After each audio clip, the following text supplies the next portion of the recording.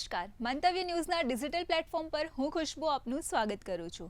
શું તમને ખબર છે તમારા હાથમાંથી ગમે તે સમયે નોકરી જઈ શકે છે? કેમ કે હાલ જે તેજીથી ટેકનોલોજી અને જમાનો બદલાઈ રહ્યો છે એવામાં તમારી મારી બધાની જોબ જઈ શકે છે। હવે સવાલ એ છે કે કોની નોકરી રહેશે અને કોની નોકરી જશે। આપણે જેમ જોઈએ છે કે કંપનીઓની નીતિ રાતોરાત બદલાઈ રહી છે અને છટણી થઈ રહી છે। હવે આવી પરિસ્થિતિમાં સિક્યોરિટી કેવી રીતે શોધવી? જો તમે તમારા કરિયર પ્લાન વિશે વિચારી રહ્યા છો તો આ તમારા કામની વાત છે। શું છે વિગત, જાણો આજના વિડીયોમાં। જે લોકો માત્ર સરકારી નોકરીના સહારે બેસી રહ્યા છે તે લોકોએ ચોક્કસપણે વિચાર કરવો જોઈએ, કેમ કે આવનારા સમયમાં આર્ટિફિશિયલ ઇન્ટેલિજન્સ અને રોબોટ્સ પણ આવી રહ્યા છે અને અમેરિકામાં તો આવનાર સમયમાં 50% જોબ રોબોટ્સ લઈ લેશે। તેથી દરેકે પોતાની જાતને વિકસાવતું રહેવું પડશે।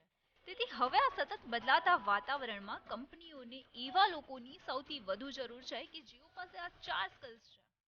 પહેલું છે ટેકનિકલ જ્ઞાન, ત્યારબાદ મેનેજમેન્ટ સ્કિલ, કમ્યુનિકેશન અને કોઓર્ડિનેશન।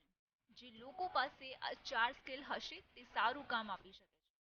3 લોકોનું કાર્ય જ્યારે એક જ વ્યક્તિ કરી શકે તો સ્વાભાવિક છે કંપની પહેલા એવા જ લોકોને હાયર કરશે। સાચું ને? તો તમે પણ આ સ્કિલને વિકસાવો અને ત્યારબાદ operation analyst, custom success manager એટલે કે ગ્રાહકોને જાળવી રાખવામાં મદદ કરે તથા બિઝનેસ એનાલિસ્ટ, પ્રોજેક્ટ મેનેજર વગેરે જેવી જોબ તમને મળી શકે છે। જેમ આગળ કહ્યું મેં એમ, જો તમે આને સમજો અને તમારી સીમાને વિસ્તૃત કરો તો તે ફાયદાકારક રહેશે। અને ત્યારબાદ કોવિડ ઈ કોમર્સ અને ડિજિટલ ટેકનોલોજીના વિકાસને ભયંકર મોડ આપ્યો છે। હવે લોકો મૂવી જોવાથી લઈને કપડાં ખરીદવા અને રાશન મંગાવવા સુધીની બધી જ વસ્તુ માટે ઓનલાઈન સેવાનો લાભ લઈ રહ્યા છે।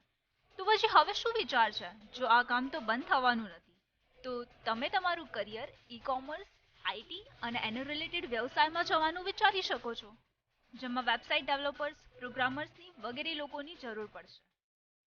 તે ઉપરાંત અત્યારે લોકો હેલ્થની બાબતે વધારે સચોટ થઈ રહ્યા છે। તેથી આરોગ્ય વ્યવસાયિકો જેમ કે ફિઝિયોથેરાપિસ્ટ, ડેન્ટિસ્ટ, અન્ય ડોક્ટર, તબીબી સંશોધનકારો અને ફાર્માસ્યુટિકલ કંપનીઓમાં સ્ટાફ, આ બધાની માંગમાં વધારો થવાની સંભાવના છે। ભારત મેડિકલ ટુરિઝમ માટે પણ લોકપ્રિય સ્થળ બની રહ્યું છે, જે આ ક્ષેત્રમાં નોકરીની તકો ઊભી કરી શકે છે। આ બધા ઉપરાંત માર્ચ 2023નો સરકારી અહેવાલ જણાવે છે કે ભારતના શ્રમબળના 45% કરતાં વધુને કૃષિ રોજગારી આપે છે। ભારતમાં સદાબહાર ક્ષેત્રની જેમ કૃષિ પણ રોજગારનું એક મુખ્ય ક્ષેત્ર બની રહેશે। ભારત સરકારે રસ્તા, રેલવે અને એરપોર્ટ સહિતના માળખાકીય વિકાસમાં મોટા પાયે રોકાણ કરવાની યોજના જાહેર કરી છે। ઘણા પ્રોજેક્ટ્સ તૈયાર છે અને બીજા ઘણા પર કામ ચાલી રહ્યું છે। તેનાથી બાંધકામ, એન્જિનિયરિંગ અને સંબંધિત ક્ષેત્રોમાં રોજગારીની તકો ઊભી થઈ શકે છે। તો આખરે એવું કહી શકાય કે આવનારા સમયમાં કેટલાક ક્ષેત્રો એવા છે જે ગ્રો થવાની અપેક્ષા છે। તો આ તકોનો લાભ લેવા માટે તૈયારી શરૂ કરી દો। તો દર્શક મિત્રો, આપના આજના ડિજિટલ પ્લેટફોર્મ પર બસ આટલું જ। આપણે મળીશું આવતીકાલે, ત્યાં સુધી મને રજા આપો।